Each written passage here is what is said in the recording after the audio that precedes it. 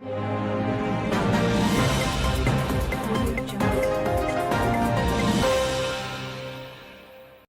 so imagine this. There could be thousands of dollars out there, like with your name on it, just waiting to be claimed. Mm. But, well, there's a catch, right? And you have to act fast. Yeah. Or it could just disappear. Right. And that's kind of the hook for this pretty striking warning we've seen recently from former President Donald Trump. Yeah, the one about the $6,000 benefit. Exactly. He's saying millions of citizens could be missing out on that amount if they don't, take action pretty soon. Okay. So his message really focuses on something he's calling a stimulus gap. A stimulus gap. What's that referring to specifically? Well, from his viewpoint, it's this period where crucial government support hasn't really reached families the way it should have. Ah, okay. Leaving them kind of struggling, especially now with inflation biting and all this pressure on the middle class. Makes sense. So yeah, the big questions are, what is this $6,000 he's actually referring to? And how does it, if at all, connect to the real issue of unclaimed funds that economists often talk about? Right, that's a key distinction. And maybe most importantly, what does this sort of political framing mean for your financial future? Let's try and unpack this a bit. Yeah, absolutely. And what's fascinating here, I think, is how this specific warning taps into a very real documented issue, which is the huge amount of unclaimed funds and benefits scattered across the country. Billions, actually. Billions? Yeah, billions. It's something economic analysts have been pointing out for years, completely separate from any particular political claim. It's just a fact of the system. Okay, so that's a really critical distinction to make right off the bat. The former president's campaign, though, they're really pushing this $6,000 number hard through, various channels. Right. And Trump's argument seems to be it's not just about maybe one missing stimulus check from the past. Right. It's broader than that in his framing. Exactly. He seems to be saying it covers a whole range of things, maybe unclaimed tax credits, perhaps some forgotten small business relief funds, or various family benefits. Things that get lost. Yeah, lost in the shuffle. He blames bureaucratic hurdles, maybe poor government outreach, and what he sees as a sort of lack of political will under the current administration to get that money out. And, that's where the actual economic data provides some interesting context. Okay. Because while that $6,000 figure is, let's say, is a specific campaign talking point, Right. Official government reports, independent analyses, they do consistently show that huge sums of money, genuinely billions in legitimate tax refunds, existing relief funds, earned credits, they do go unclaimed every single year. So there's money being left on the table. Oh, absolutely. Think about programs like the Earned Income Tax Credit, the EITC. Millions of eligible lower income families just don't claim it. It's complex. Maybe they don't know. Wow, millions. Yeah.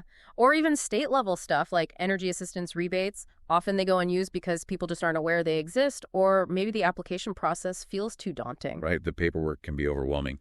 Exactly. And this isn't like a new problem. It's been around, and it tends to disproportionately affect certain groups, veterans, low-income households, maybe small business owners who just don't have the time or the resources or maybe the know-how to navigate these complicated systems. So, okay, it's definitely not an invented problem then. There's a real foundation of actual unclaimed money out there. For sure. And Trump's message, building on that, insists that, well, under his leadership, this aid wouldn't just be delivered, but delivered swiftly. Mm-hmm. And that Americans would be, fully informed, empowered to claim what's rightfully theirs.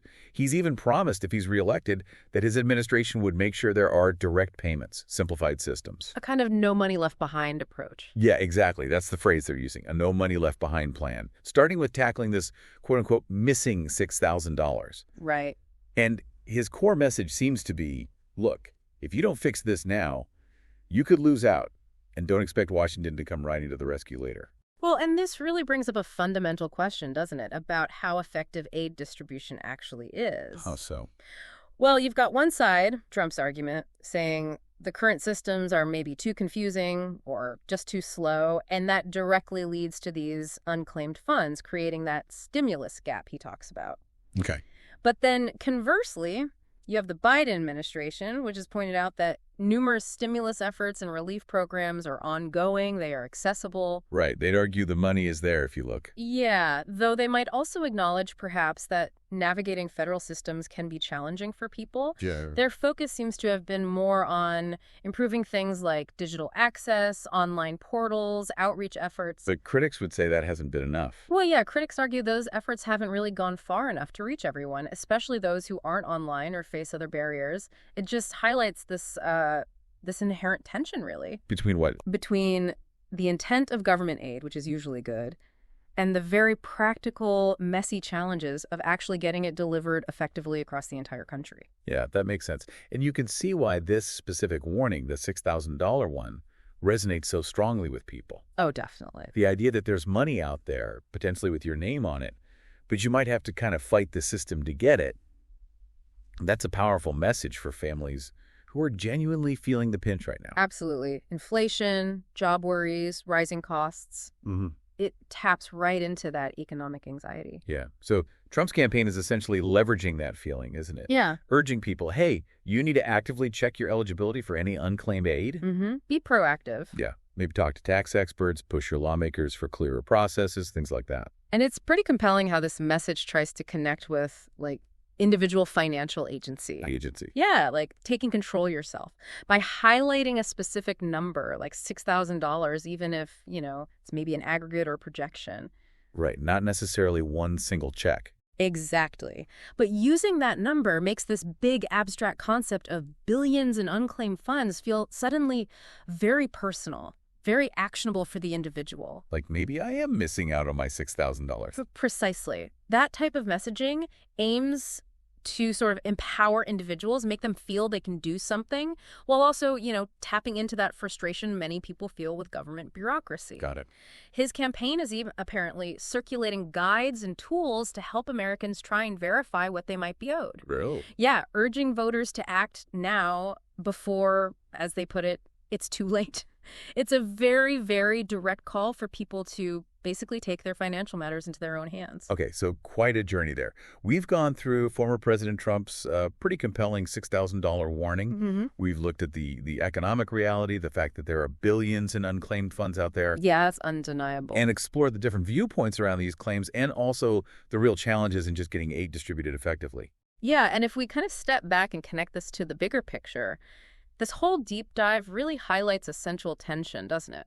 Which is? It's this perceived struggle, which feels very real to many people, the struggle to get critical aid to citizens versus the existing government systems we have in place, which, however well-intentioned they might be, can often feel confusing or slow or just hard to navigate.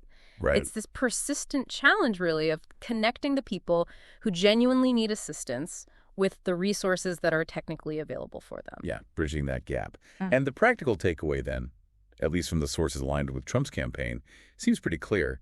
Be proactive. Definitely. Take initiative. Check your benefits. Demand clarity from government agencies or systems.